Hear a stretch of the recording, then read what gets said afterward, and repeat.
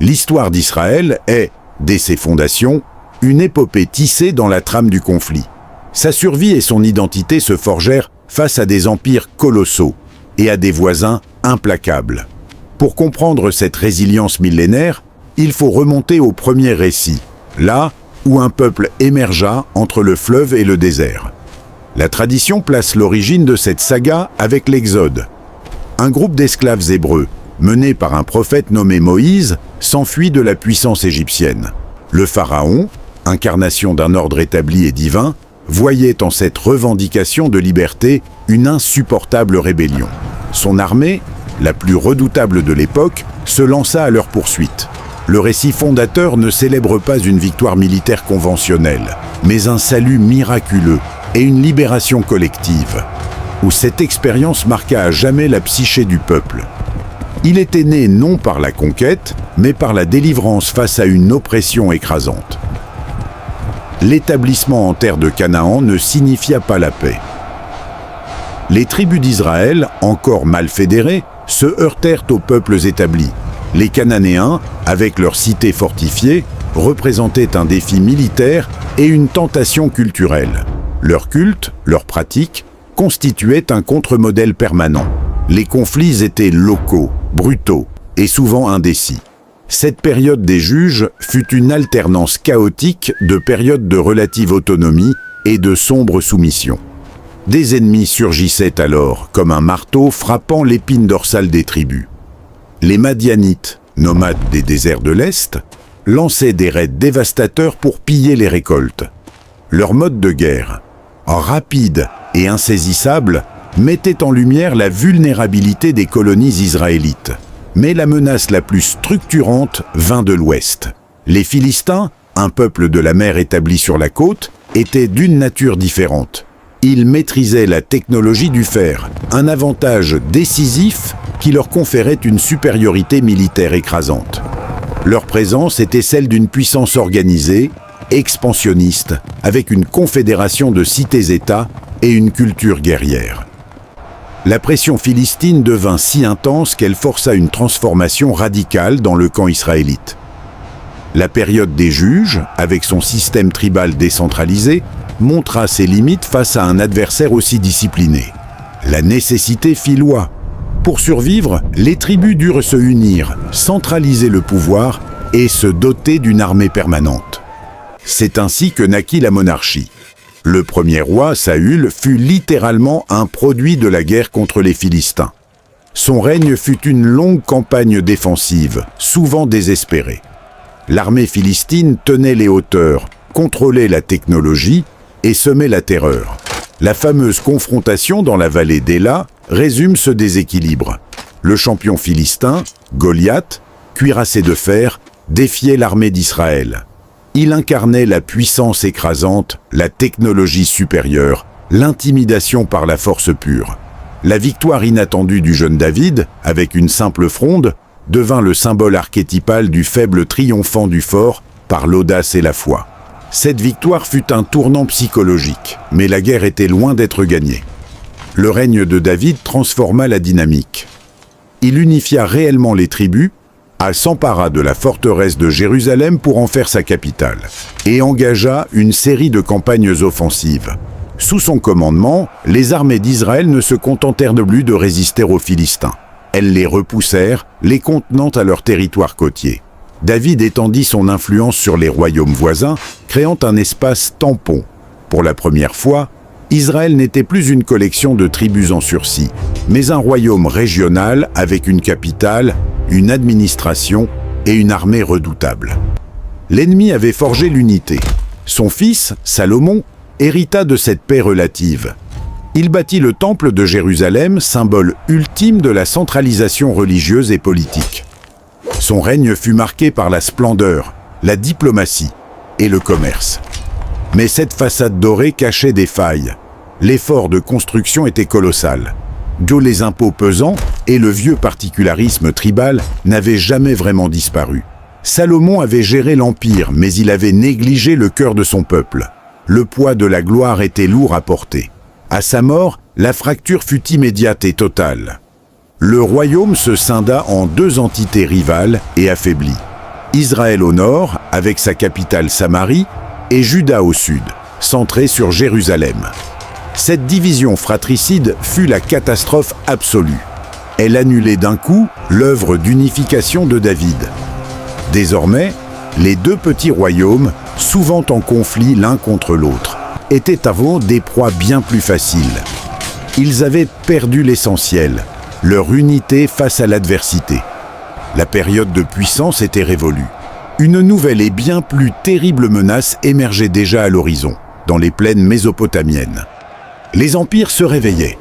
La division du royaume fut un cadeau empoisonné pour les puissances étrangères. Israël et Juda, désormais rivaux, ne représentaient plus qu'une proie facile sur l'échiquier géopolitique du Proche-Orient. Le véritable danger ne venait plus des voisins immédiats, mais des colosses qui se disputaient la domination mondiale.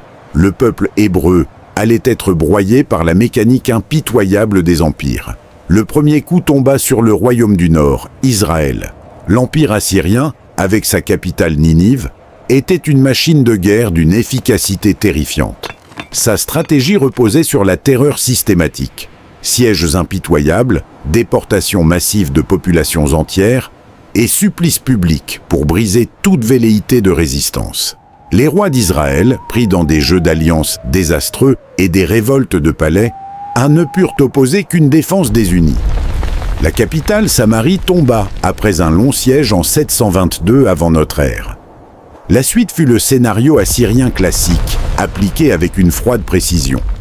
L'élite du royaume, ses artisans, ses soldats, ses prêtres, fut déportée aux quatre coins de l'empire.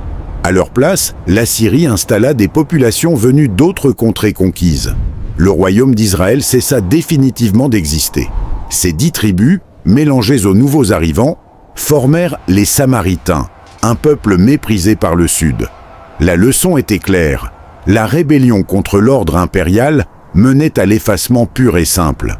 Le royaume de Juda, plus petit et montagneux, observa la catastrophe avec une terreur mêlée d'un sombre sentiment de supériorité.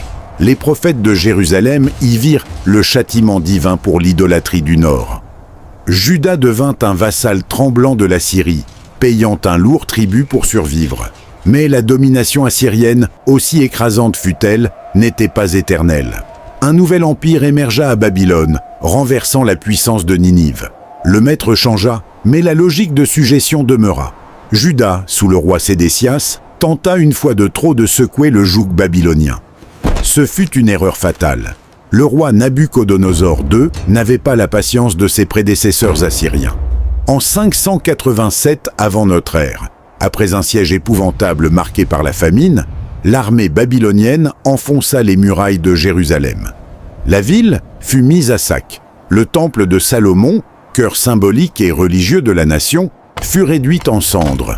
L'élite du royaume, la famille royale, les nobles, les prêtres, les scribes, les forgerons furent emmenés en captivité à Babylone. Ce fut l'exil. Le traumatisme fut absolu. La terre promise, la dynastie davidique, le temple. Les 3 piliers de l'identité nationale semblaient anéantis d'un coup. Le peuple était coupé de ses racines, dispersé au cœur du monde païen. Pourtant, c'est dans cette fournaise que se forgea une nouvelle forme de résilience. Privés de temple et de terre, les exilés se raccrochèrent à leurs lois, à leurs récits, à leur foi. Le sabbat, la circoncision, les préceptes alimentaires devinrent les frontières invisibles qui préservaient leur identité au milieu de Babylone. Les prophètes comme Ézéchiel et le second Isaïe transformèrent le désastre en une épreuve purificatrice. Ils prophétisèrent un retour, une nouvelle alliance. L'ennemi, ici, ne fut pas seulement un destructeur. Oui, il fut le creuset involontaire d'une révolution religieuse. Le judaïsme, en tant que foi pouvant survivre loin de son sanctuaire, était en train de naître. La roue de l'histoire tourna à nouveau. L'empire perse de Cyrus le Grand conquit Babylone. Dans un renversement spectaculaire, le nouveau maître promulgua un édit autorisant les Juifs exilés à retourner à Jérusalem et à rebâtir leur temple. Ce geste de politique impériale, visant à s'attacher la loyauté de peuples périphériques, fut vécu comme une délivrance miraculeuse. Une partie des exilés revint.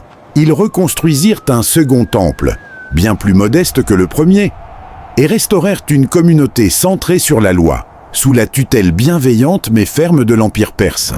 La menace n'était plus militaire mais culturelle, l'assimilation, la dilution dans le vaste monde. Cette période de calme relatif prit fin avec les conquêtes foudroyantes d'Alexandre le Grand.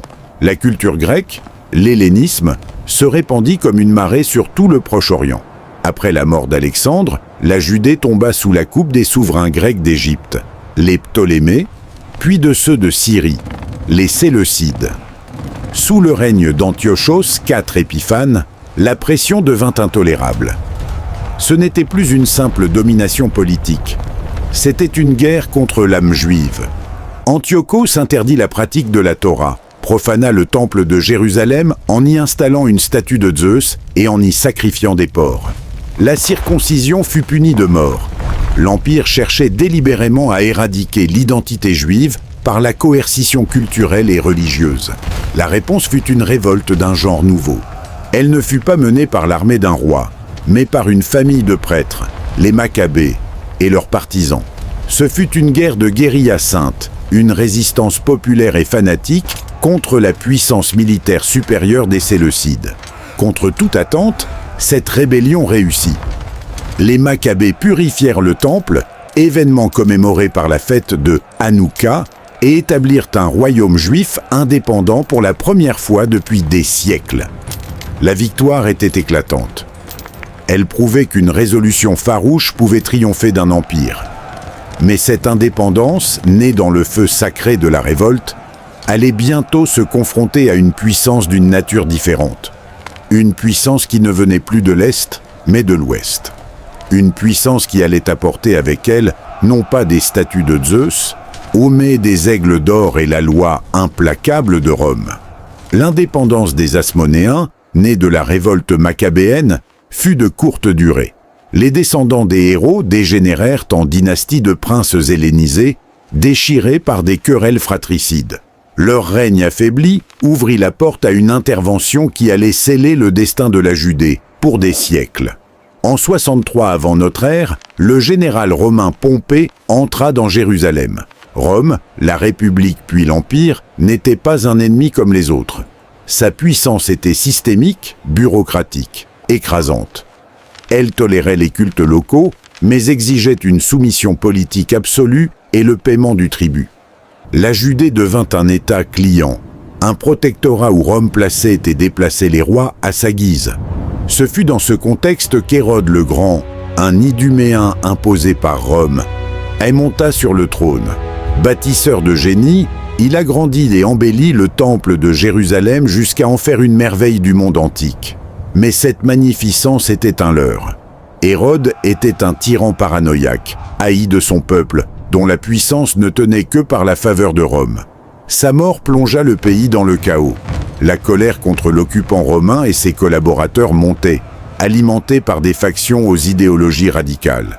Les zélotes prônant la guerre sainte, les sicaires pratiquant l'assassinat politique. La gestion romaine, souvent brutale et maladroite, attisait les braises. Les procurateurs, comme Ponce Pilate, méprisaient les sensibilités juives. La tension devint explosive. La grande révolte éclata en 66 de notre ère. Ce fut un sursaut de rage désespéré contre la machine de guerre la plus efficace de l'époque. Les rebelles remportèrent des succès initiaux, chassant la garnison romaine de Jérusalem.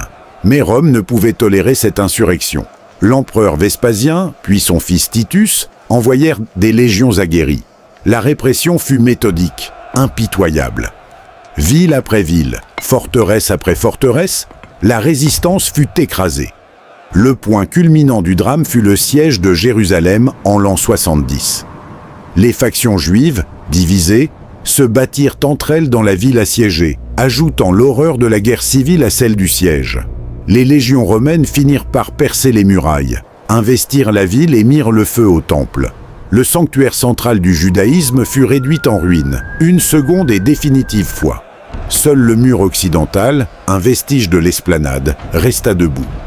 Des milliers de Juifs furent tués ou vendus comme esclaves. La victoire de Rome fut si totale que Titus fit frapper une monnaie commémorative avec l'inscription « Judaea capta ». La Judée est captive. Mais la flamme n'était pas tout à fait éteinte. Une dernière forteresse de résistants tint encore à Masada, un piton rocheux surplombant la mer Morte. Assiégés par la Légion, les zélotes et leurs familles choisirent le suicide collectif plutôt que l'esclavage. Masada devint le symbole ultime de la résistance jusqu'à la mort. La destruction fut systématique. Jérusalem fut rebaptisée Aelia Capitolina, une colonie romaine païenne où il était interdit aux Juifs de résider. La province fut renommée Syria Palestina, effaçant jusqu'au nom de Judée. Le lien physique avec la terre semblait rompu pour toujours. Pourtant, une dernière révolte éclata 60 ans plus tard, sous l'empereur Hadrien. Bar Kokhba, un chef charismatique, parvint à libérer brièvement Jérusalem. La répression fut encore plus féroce. Des légions entières furent mobilisées. La Judée fut dévastée, des centaines de villages rasés. Les conséquences furent définitives. Le centre de la vie juive se déplaça alors vers la Galilée au nord et surtout vers les communautés de la diaspora, déjà florissantes à Babylone, à Alexandrie et à Rome.